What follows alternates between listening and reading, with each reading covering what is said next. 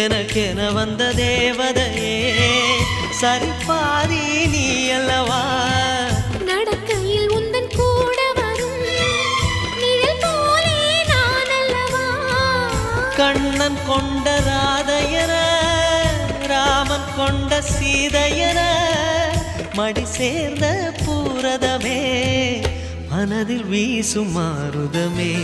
நன்றி சொல்ல உனக்கு வார்த்தை இல்லை எனக்கு நான் தான் மயங்குறேன் என்னுடைய மனச தந்துவிட்ட பிறகும் ஏம்மா கலங்குற நெடுங்காலம் நாம் பொறிச்ச தவத்தாலே நீ கிடைச்ச திருக்கு